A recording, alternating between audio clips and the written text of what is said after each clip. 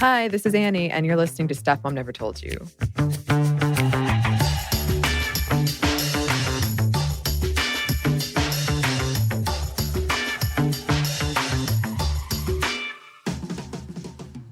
As we mentioned in our Part 1 episode on tabletop gaming with Tracy V. Wilson, we were going to do a follow-up on tabletop gaming development. And here is that episode. And Tracy put me in touch with our guest today, tabletop game developer Nicole. Hi, Nicole. Hi, Anney. Thank you so much for joining us today. Yeah, thanks for having me. Could you tell us a little bit about yourself? Sure. So I am one half of the game development team, Cardboard Fortress Games. It's me and my husband. We made Resistor and Laser Riders and a game called Atari's Centipede, which is a game based on the old arcade game, which is pretty funny. Yeah. We have like a ton of other games that are in development right now, but I don't know what else to say. I'm like, and during the day, I am a research analyst. I don't know if that's interesting. Of course it is. I love research. I'm such a research nerd. How did you get into tabletop game design? So, about 9 years ago in like 2009, 2010, I started writing video game reviews. And through that, I got involved in the local video game development scene. I live in Philadelphia. And there were way more video game developers than I could have even imagined. And we ended up starting like a little group that met once a month. And then that turned into like a weekly game dev meeting kind of thing. It was called Philly Dev Night. And my husband and I, we started dating in like 2011, and we would go to these meetings and there would be game jams. Do you know what a game jam is? I do, but I would love if you could explain it. Sure. So a game jam is just everybody basically has the same topic or the same general idea to work from, and you have a set amount of time to make a game. So ours was you have 24 hours to make a game, and the theme was pick an Oasis song title and make a game out of it. Oh. Right. And I was like, wow, that doesn't sound interesting. And then I looked up Oasis song titles and I was like, oh my God, these are so bizarre. So my husband and I were like, well, we can't make a video game, but let's make a board game because we loved playing board games. So we were like, why don't we just make a board game? And we ended up making a board game that won the jam. And that is like where it kind of all started. We ended up like figuring out how to actually make the game and then putting it on Kickstarter. And then we learned how to work with publishers. And that was kind of like the spark that started it all. May I ask what Oasis song title you went with? Sure. Roll It Over was the name of the song title. And So the game is, it's called Resistor, and it's like there's red lines, blue lines, or red and blue lines on each card. And each card is double-sided, and there's a different image on each side. And you're trying to like connect your lines to go across the board. So if I was the red player, I would try to get like a full red line going all the way across the board. And Anthony, my husband, was like, oh, we should make a game where we should use the title Roll It Over and use a game where you have to like flip cards over and you're using both sides of the card. So we ended up not keeping the title, but that was the song. Could you describe more in depth what goes into making a game? Well, I'm just very curious, and I'm not sure. Sure. We've had there's like a big divide in the industry where it's like, well, do you work with theme first or do you work with mechanics first? And I feel like we have kind of done both. Like obviously with Resistor, we had like a theme and a mechanic sort of at the same time. The mechanic came first, and then we ended up adding the theme because we were like, well, what can we put on this? Can we put, trains on this, connecting train lines? And we were like, what about, computer circuits? And we're like, yeah, it could be like war games. And that was really funny because we were like, let's do war games, that old 80s movie. And then we turned the TV on and it was on TV. And we were like, well, that's a sign. Yeah. But for the most part, it's, Anthony and I will kind of like go back and forth about an idea. And then if we think the idea is like viable, then we'll kind of like start making it physically. Like we'll cut pieces out, or we'll just like, draw it on index cards. And over the last 5-6 years, we have gotten so many different prototyping tools. Like we have, we bought blank cards and we have all different kinds of dice and like we've cannibalized old games for pieces. So once we kind of play it a few times, that can kind of show us like whether or not we should keep going, whether we should hone it. And it's a little bit tough because Anthony's a graphic designer. So he also wants to make the prototypes like look really beautiful right away. If he makes a lot of cards and they look beautiful and it takes forever to make them, and then, one major thing is wrong that's on each card, he doesn't want to just cross it out. If you had made them on like index cards or blank cards, and you could just cross it out and, re-sleeve it. So a lot of people will use, they'll use the bare minimum pieces. They'll use index cards or regular cards. And their intent is to get the mechanics down and pitch it to a publisher. And then the publisher will take care of everything else. So it's kind of different for everybody. Some people go into it thinking like, I'm working on this game. I start with an idea, then I make the physical prototype, and then I'm going to kind of be doing everything myself and making it look a certain way. And other people are like, no, I just want to do the most basic prototyping I can, and then I'm going to offload it to somebody else who's going to do all the other stuff. Is that sort of the normal pipeline or the traditional pipeline, I guess? Like you would design a game and maybe have a prototype, and then you would show it to a publisher and try to get them to buy it and to make it? Or is there like a lot more Kickstarter type things now and self-publishing? I think that a lot of people are self-publishing, and I think a lot of people are self-publishing because they aren't sure how to get to a publisher. I don't know if that makes sense. Yeah, no, totally. But now that we've been doing this for so long, I think that a lot of the people that we know are definitely the kind of people who pitch to publishers. And we've become those people because we don't want to do a Kickstarter. We don't want to have to worry about, distribution and having all those games in our house and going to the post office and all that stuff, which is really overwhelming to me. Yeah. Oh, yeah, I can see that. Yeah, I think part of it is some people just want to do the game development part. And once you get to a certain point, you become privileged enough that you can just do that because you have set up the groundwork to have pipelines to publishers and stuff like that. And other people, I think Kickstarter is often how people start. And then once they kind of get to know the industry, they can decide if they want to try to pursue working with a publisher, which also has its own, host of pros and cons, because you're going to get less money and you're going to have less control over how the game is going to look and stuff like that. Yeah. As someone who's like dipped my toe in the world of publishing books, it sounds like a very similar thing. I've mentioned on this show before that I am in the process of preparing to run a D&D campaign for the first time. I love it. I'm so nervous, but I'm like making props and I'm doing all this stuff. And one of my favorite and most frightening aspects of it, honestly, is it's almost like psychology in a way, because you're having to think of what will people probably do, and then they probably won't do that anyway. But they won't do it. They won't do it. Oh, they're not going to do it. I know, and I'm so nervous. But it's just this aspect of planning the game that I didn't really anticipate. Are there things like that you found in tabletop game development? Oh, man. Yeah, absolutely. With running a D&D game, it's so much about improvisation. And like, there's so little that you can like it's about improvisation and adaptation, but there's so little that you can then apply to another game, because it's like all you can do is hone your ability to improvise. I don't know if that makes sense. Yeah.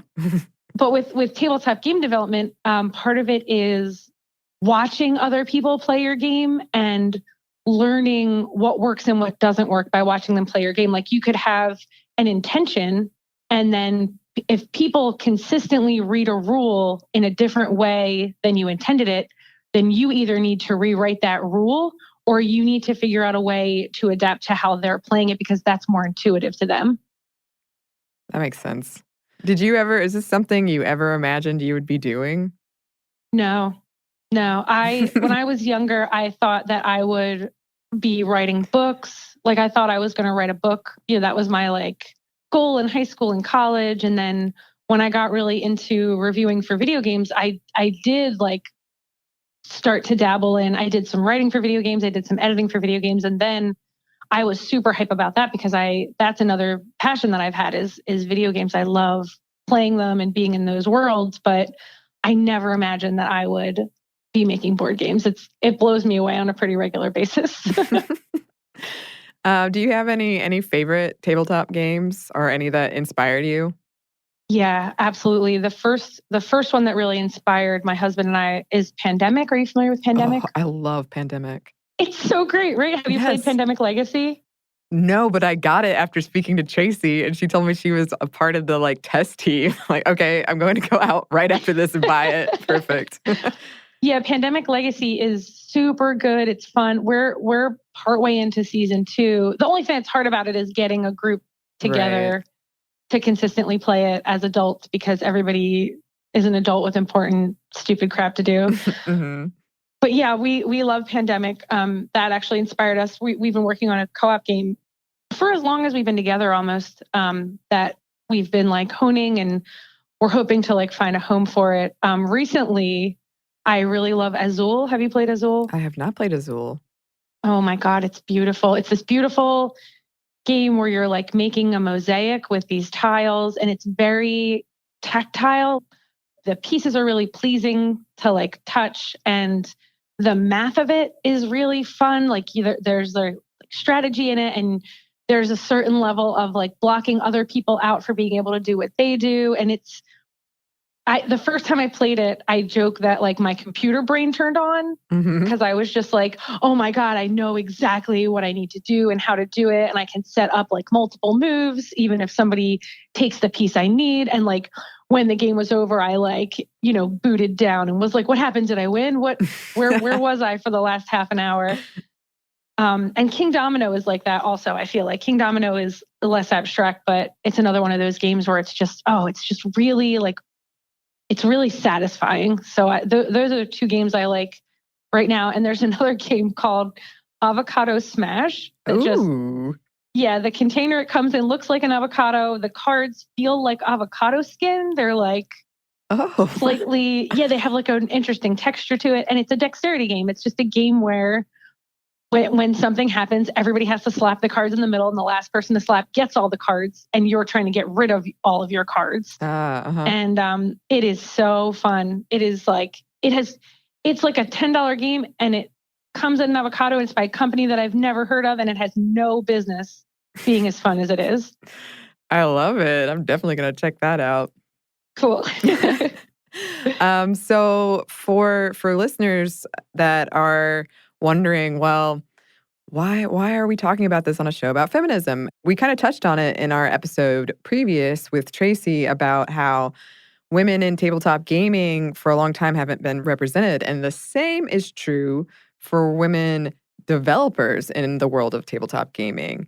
And we will get into that after a quick break for a word from our sponsor.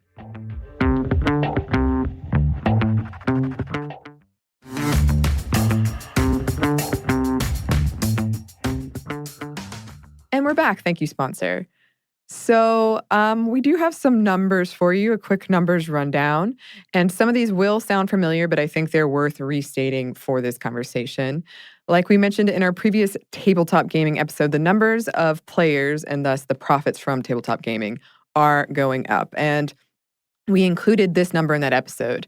The 25 best-selling board games in 2016 were all designed by men, and the 19 nominees of Game of the Year awards between 2014 and 2016, none of them identified as women.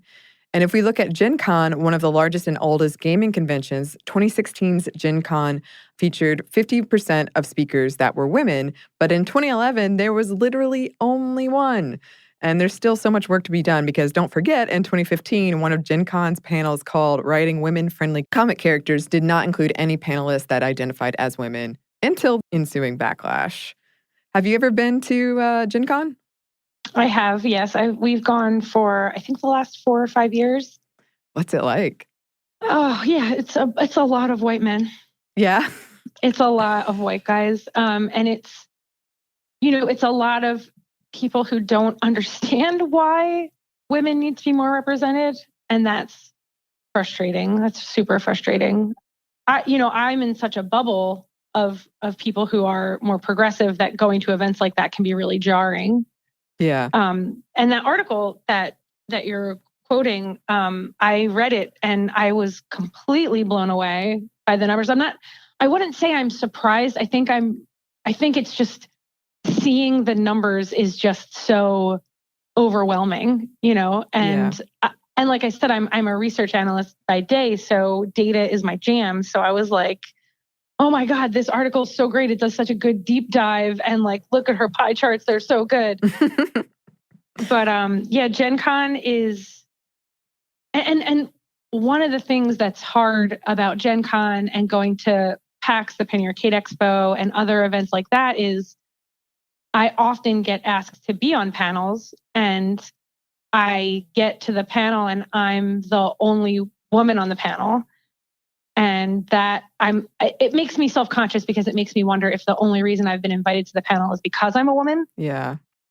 And that makes me feel really like crappy about myself and insecure because I already have hardcore imposter syndrome, even just being there. Mm-hmm. And we did do a panel at 2017 PAX Unplugged called, Women in Gaming. And we were all white women. Mm-hmm. And afterwards I was like, oh crap, we're all white women. So, it's, places like Gen Con, and it's just so hard. It's so hard because it's so overwhelmingly male, and it's so overwhelmingly the kind of men who are like, a lot of them don't have a problem sharing the space with women until women want to have equal representation, and then they have a problem with it. Yeah. One thing that came out of the conversation that Tracy and I had about this is we both, kind of like you were saying, shared that in our experiences, it is a much more like progressive, diverse space. But Tracy was saying, because I've never been to something like Gen Con. I've been to Dragon Con, but that's very different. But something like that, where that's when she would notice, like, oh, it's mostly white dudes around. So many white dudes. Yeah. Like a sea of them. I did read something, because I'm also a language nerd, and I read something about how there were more women manning the booth at Gen Con and how they were talking about like changing the language around that. I just thought that was interesting. That is really interesting. Yeah. I hadn't really considered that before, but yeah, I suppose. Gary Gynax, the creator of Dungeons & Dragons, once told Icon magazine, quote, "Gaming in general is a male thing. Everybody who's tried to design a game to interest a large female audience has failed. And I think that has to do with the different thinking processes of men and women," which is just not correct. Right. No, there's so many things wrong with that. I know. I'm not even sure where to tackle. Have you, and I'm going to assume the answer is yes, but have you experienced sexism in the world of tabletop gaming or other obstacles related to it?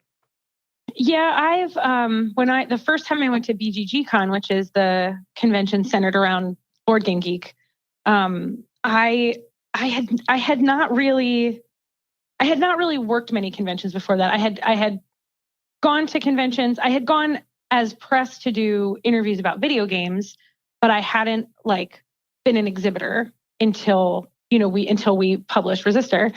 So when I was at BGG, I had a guy say to me, our company is called Cardboard Fortress Games, so we wear like little cardboard boxes on our heads, just to be funny. And I like put the box on to do a demo, and this guy was like, "You were cuter without the box," and I was just like too stunned to say anything. So I was just like, ha ha, like, yeah, I didn't know what to say. And I had another guy recently. I had a guy in late 2018. I went to an event at one of our local board game stores, and he was a friend of the owner, and he was talking to a friend of mine who I also happened to be talking to, and he was like, "Oh, you make games?" Like he didn't realize that I was one of the game designers at the event. He was like, "Oh, you make games?" I was like, "Yeah." And he was like, "Oh, well, how do you make games?" And I opened my mouth to answer, and he said, "Oh, never mind. If you can do them, I'm sure anyone can." Oh. Yeah. And I was just like, cool, bye forever. Yeah. And just like walked away. And my friend also walked away because he was like, that was really crappy. Yes. That was awful. Yeah. It's just, and it's, you know, so many predominantly white men will say to you like, well, why didn't you just say something? Why didn't you just tell them that you felt uncomfortable? Why didn't you just say no? And it's like, you have no concept of how it feels in the moment. Like you feel panicked. Like you certainly aren't going to come up with something witty. Yeah. And you certainly aren't going to be able to say something that doesn't sound angry. Mm-hmm. And, you know, 20 minutes later, you're like, oh, I should have said this. But, you know, there's also that like fear of them getting mad and yelling at you, you know, or like starting a scene. So, you know, it's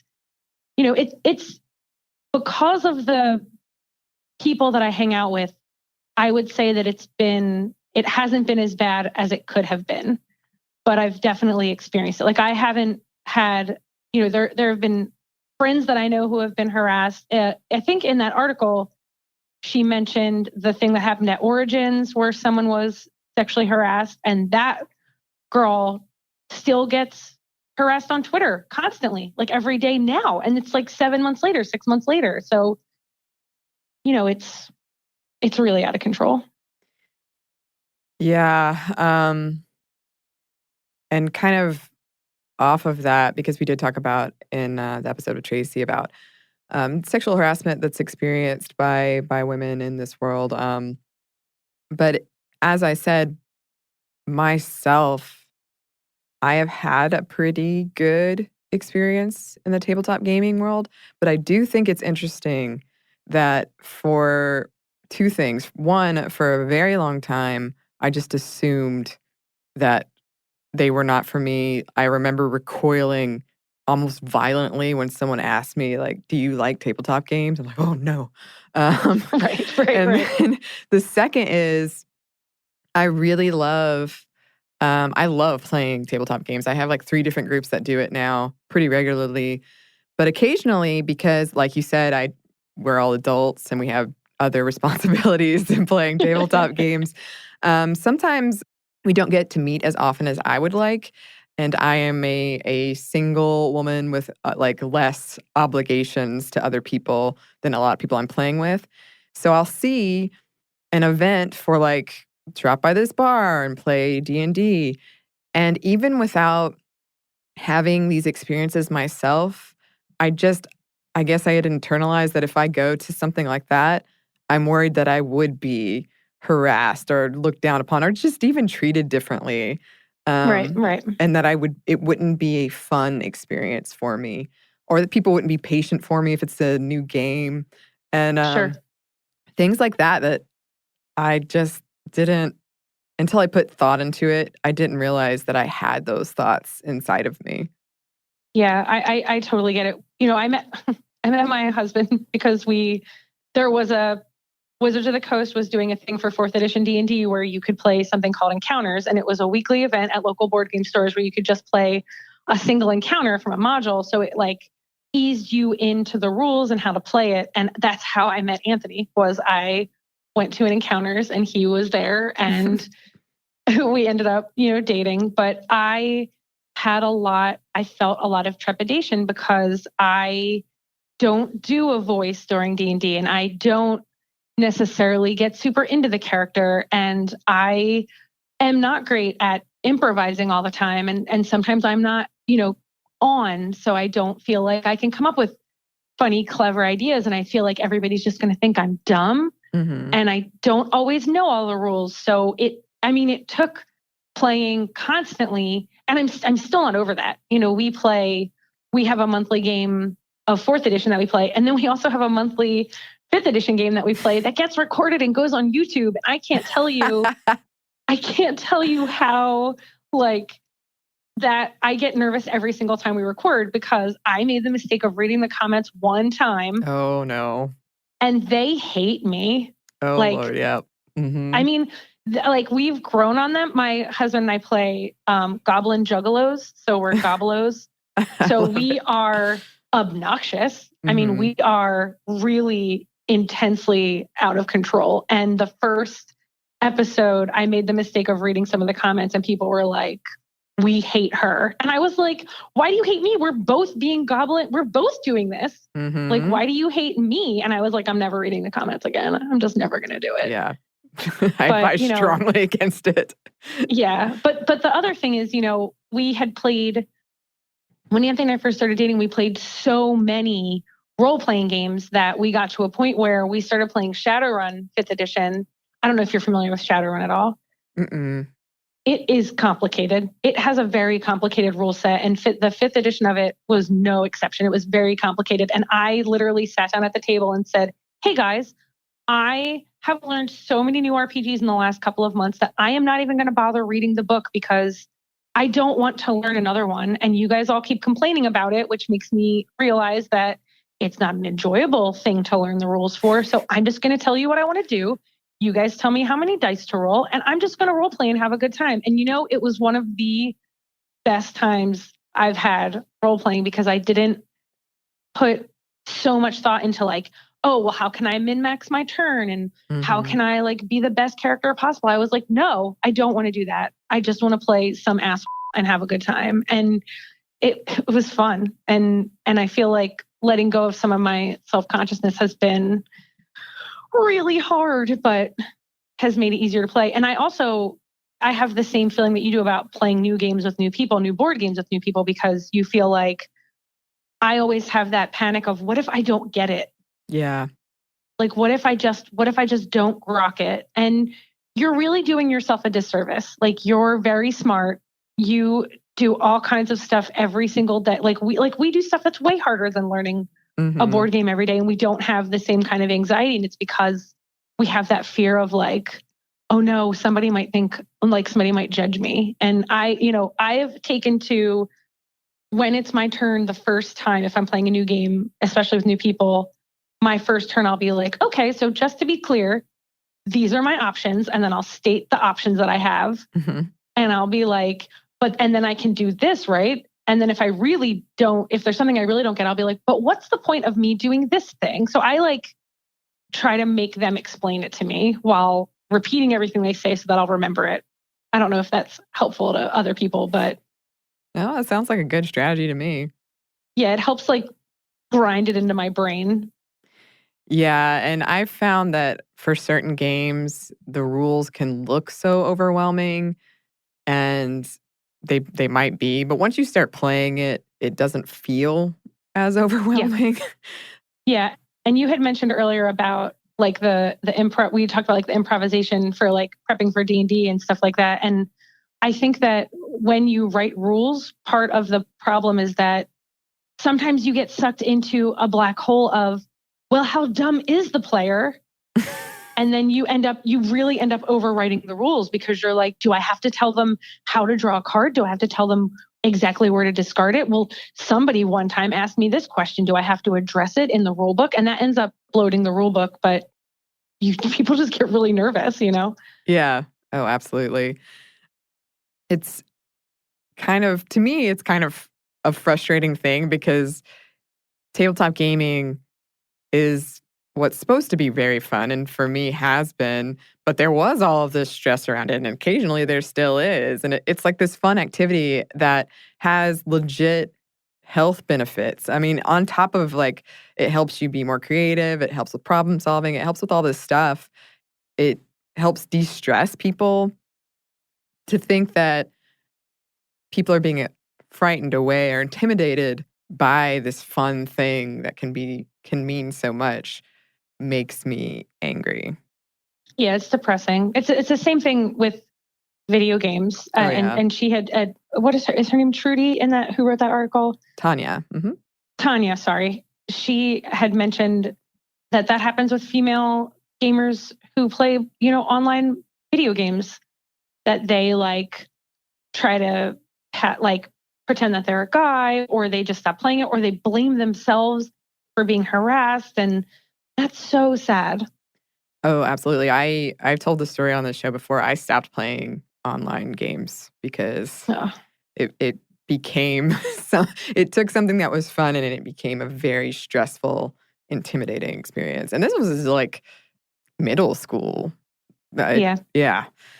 What other problems do you see in this world of tabletop gaming, and how do you think we could make it better? I know it's a small question. Sure. One of the most interesting things about that article was that she talked about the art on the covers and how aliens and animals are more represented than women. Yep. On those covers. And I was like, shut up. I was so mad about that. Yeah. And I think, when she wrote the part about One Deck Dungeon and how One Deck Dungeon is like prominently female, and how one guy was like, when you come out with a male version, let me know and I'll play it. Like, that makes me so mad. I think that, we talk about like, well, it needs to be more diverse. It needs to be more inclusive. White men need to be educated. Like white men need to understand. Like, and even, I talk about that my groups are progressive, and that's true. But, my husband the other day said, well, I didn't really like Disney movies when I was a kid because I wasn't represented in them. Because he's not a princess. And then we started watching She-Ra, and he's like, well, I don't really like this show because it's almost all women. So why would I want to watch it? And it's just like, I just don't know what to say to that. Because I'm like, okay, but welcome to my whole life where almost every single thing I've consumed has been, male. And it didn't bother me until the last couple of years, because when I was a kid, I was like, well, I just want to play video games. I don't care that every single game I'm playing as a guy. I just want to play video games. I love video games, and, I don't mind that I'm not represented in TV shows. And, you and I had talked about, well, it's because of internalized misogyny, not only do I not mind, I kind of don't like women. I kind of don't like myself. I kind of don't want to see myself up there, Right. And, it's only recently that I'm like, well, no, that would be really cool to see myself represented. And it would be really cool to have that experience. And I think that white men view it not as, they view it as something's being taken away from them.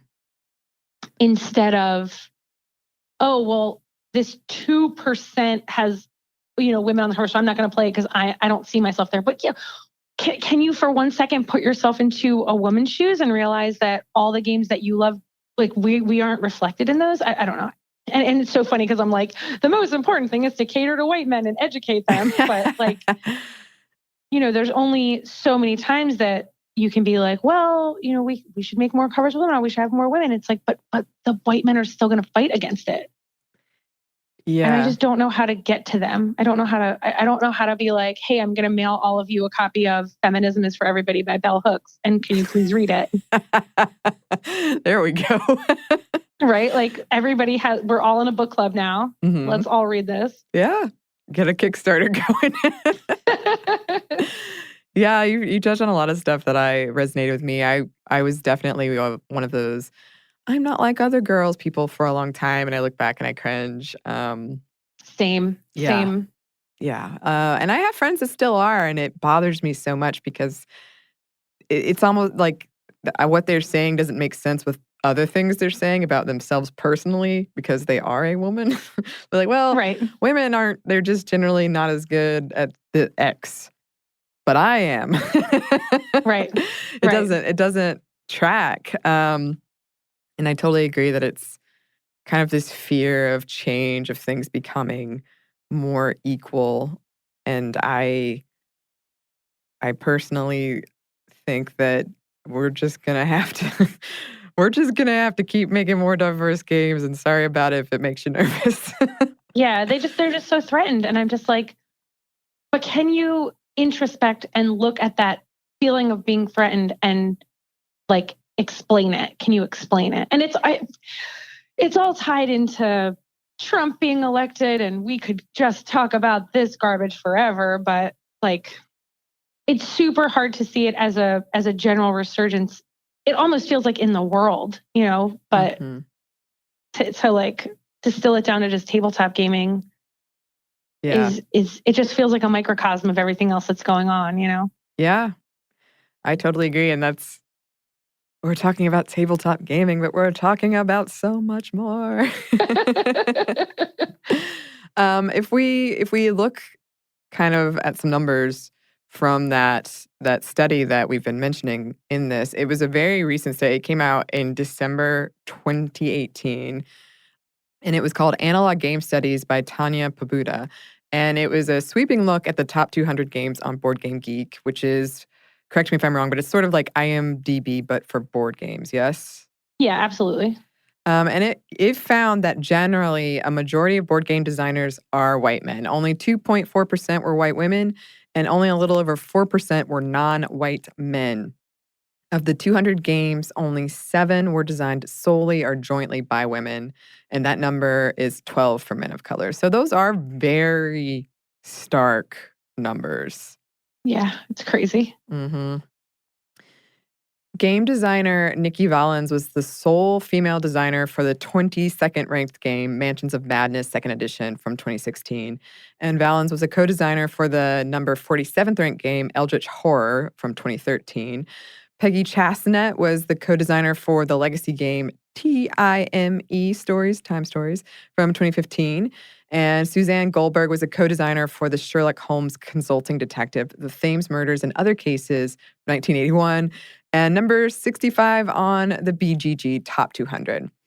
The 179th ranked Exit the Game, The Abandoned Cabin from 2016, and the 113th ranked Village from 2011 were both jointly designed by Inca Brand, and Flaminia Brazzini was jointly responsible for the design of the 142nd ranked Lorenzo Il Magnifico from 2016. So that's just not a lot of diversity, women represented in the top 200 games. When it comes to illustrators, the numbers are slightly better, but only slightly. Around 10% of illustrators of these top 200 games were white women, and around 7% were women of color. So we got a long ways to go to make things more equal. Seriously. Yeah. So we have a little bit more for you, some advice for making these things more equal. But first, we have one more ad for a word from our sponsor.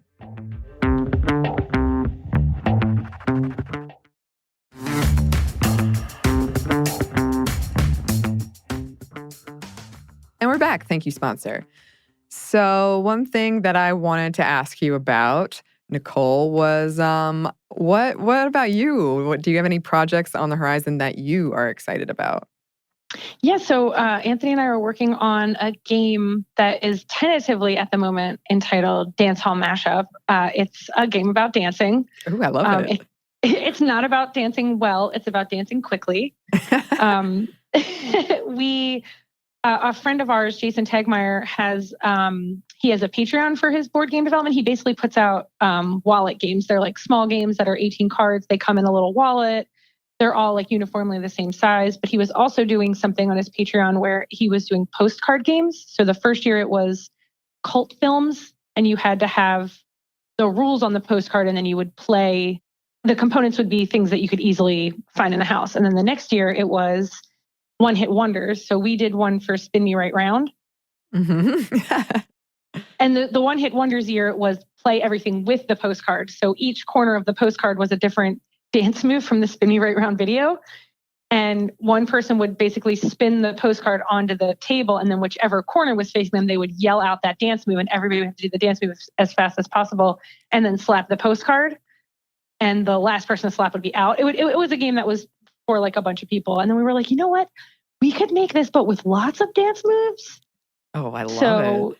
Yeah, we spent an entire weekend just watching YouTube videos about how to describe how to do dances, and then made a ton of cards. And we pitched it to some publishers in November, and we have 2 publishers who are really seriously interested in it. So I'm hoping that is the next game that we have coming out. We've actually, so my husband was diagnosed with cancer last year. So we've had we had kind of a year where we didn't do anything. And I think we're both feeling the pressure of, we have to get back into it. We have to get games out, because we published Resistor, and then the next year we published 2 games. So we were like, oh, next year we'll publish 3 games. And then life was like, psych.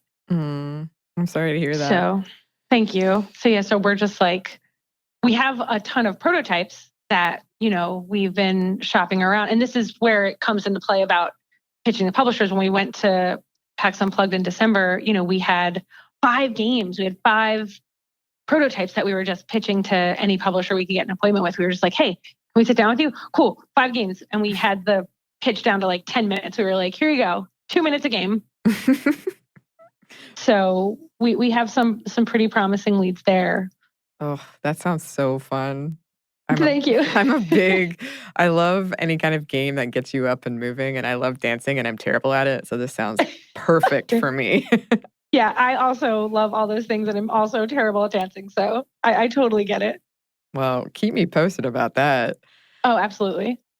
So for anyone who's listening, any woman who's interested in getting involved in the world of designing a tabletop game, do you have any advice or tips for them? Yeah. There's so many layers to this. If you've already got a game and you want to try to, get it played, get your prototype tested, there's something called Unpub, the Unpublished Game Network. It's unpub.net. If you go there and you make an account and you put your games into there, you can kind of keep track. They have events all over the world. So they have these things called Unpub minis. And basically you go to a local board game store, and if you register for it, you go to a local board game store, and then you just show your prototype, and people come, play your prototype, give you feedback. They have feedback forms you can even print out.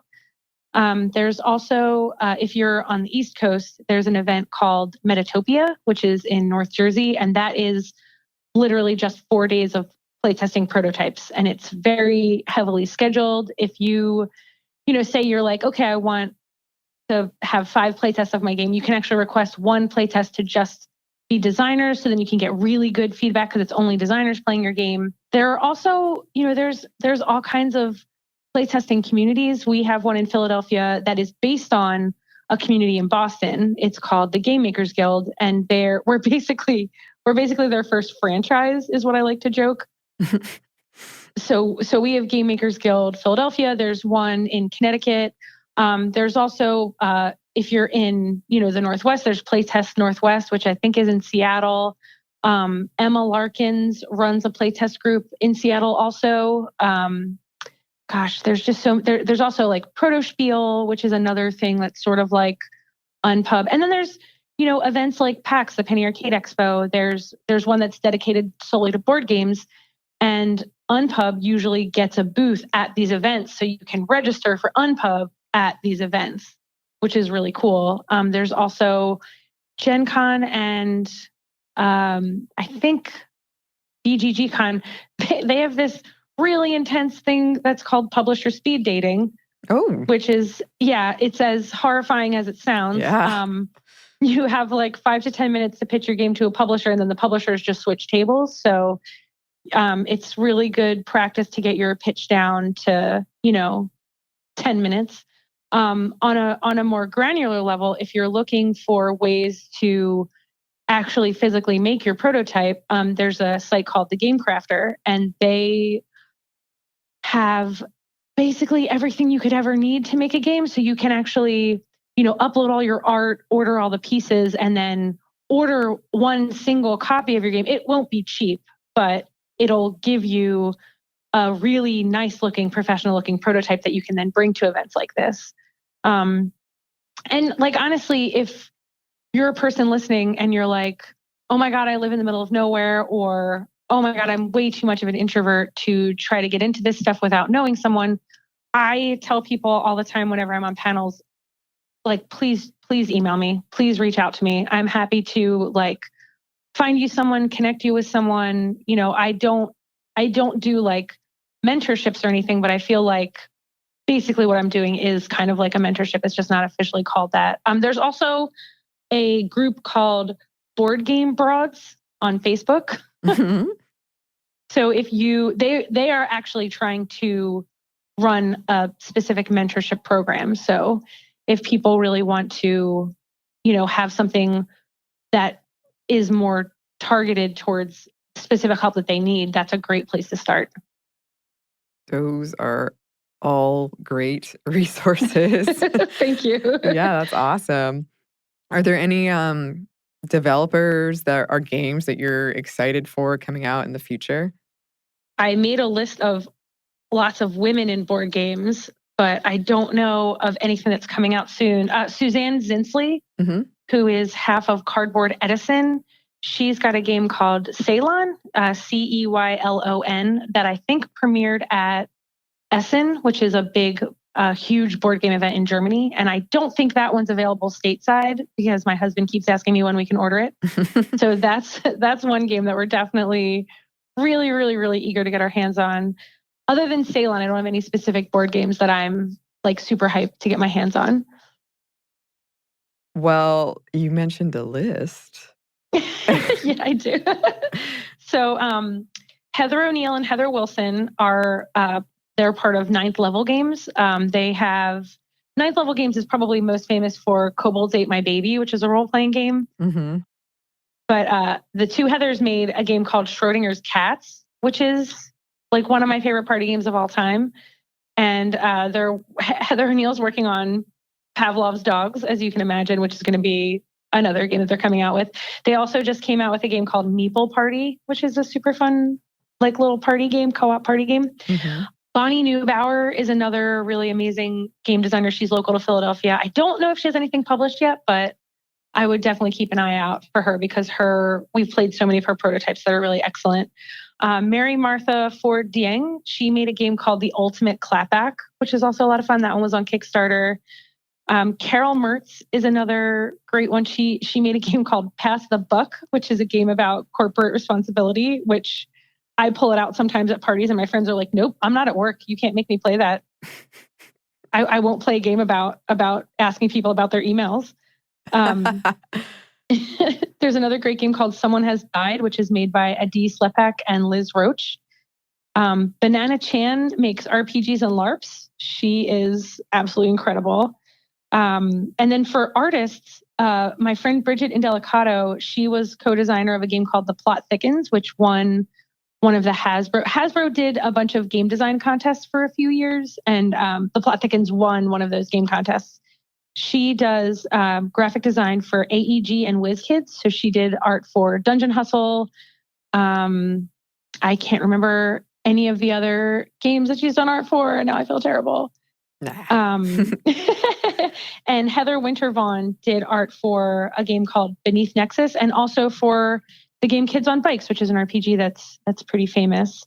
There's also Shari Spiro, who she's the owner of Ad Magic and Breaking Games. Ad Magic is one of the biggest board game printers in the world, and Breaking Games is her publishing arm. So she is a badass lady. She's really amazing. There's also, I have two friends who work at Kickstarter, Trin Garitano and Anya Combs, who are both just beautiful, wonderful people. Oh, and I also added another name on here. Beth Sobel, who does illustrations for so many board games that are out there right now, so many of the indie board games. And her artwork is just beautiful. She did Herbaceous and I forget what else. So everything I just said sounds like bull because I'm like, oh, her work is great. And then I'm like, here's a single game. I believe you. I think you check out. Yeah, that's one point I would love for these episodes, the one that focused on playing and now this one in development. One point I would love for listeners to take away who maybe haven't had much experience in this world is there's so much out there. There's so much variety. And I have a group of friends that used to tell me that they hated playing tabletop games and they hated a specific type. And I've been able to introduce them. They really didn't like competitive games, but Sure. I've found co-op games that they love, and now we play board games almost every time we hang out. So there is a lot out there. If you haven't had good experiences, but you've only had a little bit, and maybe we've convinced you that you might want to give it another try. There's just so many options. There are also like beautiful games that they're not necessarily cooperative, and they're not competitive, but they're not cooperative. Like Emma Larkins, who I mentioned earlier, runs a playtest community in Seattle. She made a game, I think it's called And Then We Died. And it's a very artistic game about like communing with ghosts, basically. And you're like like putting these cards down and putting words together, and you're all building a story together. And that's what the plot thickens is also. The plot thickens is you're all using keywords and you're each individually making a story, but it all works together, and you get bonus points for like paying attention to what other people are saying in their story and then adding their pieces to your own story. So it's like, more narrative driven games. And there's also games like, Fog of Love and Then We Held Hands, which are emotional experiences. Yeah. So I feel like there's a lot more out there than just Risk and Twilight Struggle. Yeah, and this very same group of friends that didn't like competitive games, one of their favorite games is Dixit, which is competitive, but it's kind of like low-key competitive. Yeah. It's a relaxed competitive, and it's beautiful. I got my coworkers addicted to Telestrations. Oh, yeah. Yeah, that's a good one. It's hilarious. Yeah. I like to end episodes like this with a very simple question. How do you think we could make the tabletop gaming world more inclusive, either on the playing side or development side? I think that, for the development side, the advice that I give to everyone is if you have an idea, just make it. And I know it's really hard to get over that fear, and it's really hard to put yourself out there. I have a lot of fear putting myself out there as a game designer and as a writer. And the thing about the community of developers is that there are a lot of awesome people, and a lot of people pay it forward because they wouldn't be here without the help of others. Like when we got started, I mentioned Jason Tagmeyer, who does Wallet Games, and he said, "Oh, talk to my friend Christopher Bedell when you go to PAX." And he didn't tell us, talk to my friend who's the president of the company that made Sentinels of the Multiverse. He just said, talk to my friend Christopher Bedell. And then we met him and we were like, oh my God, you're super important. This is intimidating. And he was so nice to us. He was like, oh, I only have 5 minutes. Talk to us for 20 minutes, gave us a bunch of advice, and now we're like friends, and so many people were so generous with their time that's how I treat people. Like, that's why I run the Game Makers Guild. That's why I try to do as much as I can. That's why I tell people, like, please reach out, because I think that that's what people need to put themselves out there creatively. And I think that goes the same for playing games, because a lot of people have that fear, like you said, of playing competitive games. And also they have a fear of looking stupid. And I think that if people were a little gentler with how they handle people, it would be more welcoming. I mean, for us, it's been pretty welcoming, and we've definitely hit some road bumps, but I think that it was people's kindness that helped. Oh God, here I go again. I'm like, if everybody would just be more kind, like. Yeah. It's funny that you say that, because I'm an extremely competitive person. And I have like 3 groups of friends I play games with. And for this group of friends that didn't like competitive games, I had to learn to chill out a bit when I play with them. And you have to dial it back, and that's hard. Yeah, and it was hard at first. And I still sometimes find myself getting angry, because it's really funny, but I'm like, you guys are not being the right kind of competitive. But that's my own thing. It's supposed to be fun for everyone playing. And it is. I have a good time with them. That was something I had to like look at myself and say, well, if I want to enjoy this activity with friends of mine, then I need to modify my behavior a little bit. So yeah, I would say it's worth looking at your own playing habits. At least in my case, I would argue, if you have a group of friends that won't play games with you, why is that? Right. I think a good litmus test for competitiveness is Bonanza. Have you played Bonanza? No, I haven't. Bonanza is one of the best. Like, we love Bonanza and we hate the art. We love it so much and hate the art so much that Anthony, one year for an anniversary gift, made me a copy of the game on GameCrafter with cat illustrations. He replaced all of the beans in this bean farming game with adorable cats. He got like the ratio right. He did everything and just printed so that we would play it more. But Bonanza is really cutthroat, and it's really about like screwing other people over, and like you can kind of like make alliances, but Like, you don't have to honor them at all. And like, if you play with a group of people who are all super nice to each other and they're like giving each other cards and being really kind to each other, like Anthony can't stand it. Anthony's like, y'all are playing this game wrong. So it's funny because sometimes I'll play with people who are like really friendly to each other. And those are the kind of people that you don't want to play a competitive game with, or you want to play like a cooperative game with. But then I'll play it with Anthony and his friends, and they'll be like, you know, I would stab you for a cocoa bean right now. And I'm like, cool, we have a really good friendship. I love this. So it is like, it's reading the room, it's reading the people that you're with. And and like you said before, there's so much rich diversity in mechanics now that you don't need to play a game that's going to end friendships. Yes, I would advise against it. And I do think that that's a great point, reading the room, and also just the number one of the rules of the internet, it's don't be a jerk. Like, I'm competitive, but I'm nice about it, or at least like there are certain people that are competitive and so mean that I won't play with them. Right. And those are like the sexist, misogynist that I was afraid existed in this like D&D world that I didn't go to. Right. That's one thing. That's nobody's having fun except them and maybe their like specific group of friends. But I do think that there is a vast array of game types and mechanics, like you were saying, so that you can find a game for you and your group, your specific group you're playing with. Yeah, my husband will tell you that I'm salty when I lose, and that's 100% true. There are definitely times when I'm like, I'm gonna flip this table. Oh, we have like, there was one session of D&D that we won't speak about it. It's great. I love it. Oh man, in our 5e game that was like recorded on YouTube, like our chaos sorcerer like set the bar on fire and almost killed me, and I was like, yo, Ryan, real life, I will actually kill you in real life if you do that again. Yeah. Like, don't do that again. And like Anthony was like, you do not want to read the comments on that episode because people got real mad at you. And I was like, he almost killed me. Yeah. But come on. But yeah, I got extra salty. We don't talk about that one. It's funny how invested and real it can get. Yeah. Well, thank you so much for joining us. This has been so lovely.